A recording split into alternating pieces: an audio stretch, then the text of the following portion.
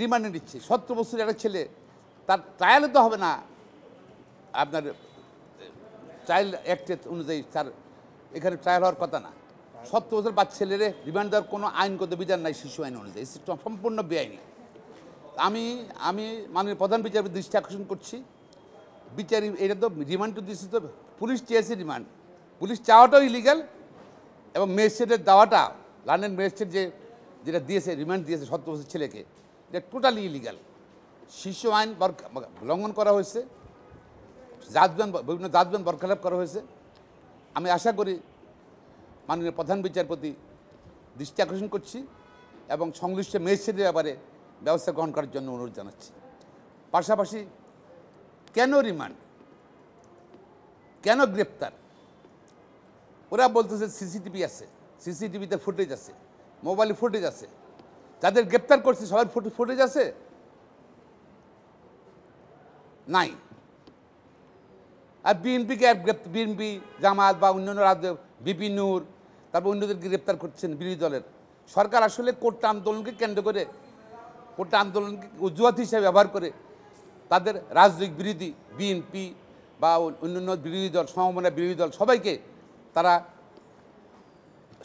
শাসন করতে চাচ্ছে, তাদেরকে নিয়ন্ত্রণ করতে চাচ্ছে। এটা সম্পূর্ণ অসৎ উদ্দেশ্যে, আমি মনে রাজনৈতিক উদ্দেশ্যে সব গ্রেপ্তার করা হচ্ছে।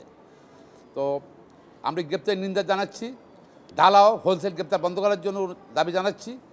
পাশাপাশি যাদের গ্রেপ্তার করা হয়েছে তাদেরকে অনতিবিলম্বে ঢালাওভাবে গ্রেপ্তার করা হয়েছে তাদেরকে অনতিবিলম্বে মুক্তির দাবি করছি। পাশাপাশি আমি এখনও আজ পর্যন্ত সরকারের পক্ষ থেকে কতজন হত্যা হয়েছে সেই সম্বন্ধে জনগণ জানে না, অনেকের পরিবার জানে না। এখন অনেকের লাশ বের চালস হিসাবে তাদেরকে সমাধি করা হয়েছে, দাফন করা হয়েছে, অনেকের পোস্টমর্টম করা হয়নি।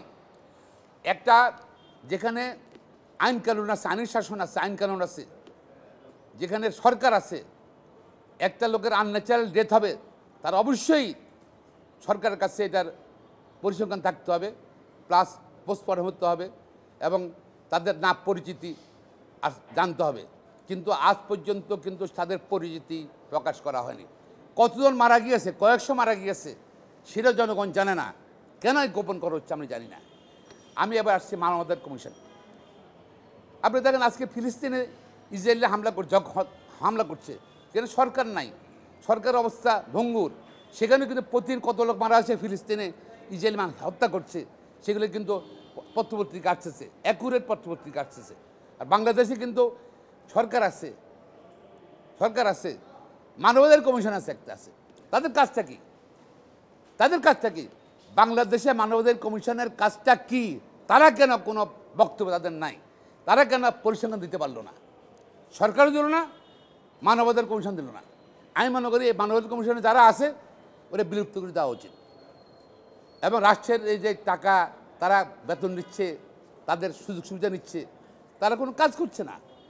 তারা মনে হয় সরকারের আজ্ঞাবহ হয়ে গেছে মানবাধিকার কমিশনে। এই মানবাধিকার কমিশন দরকার নাই আমাদের।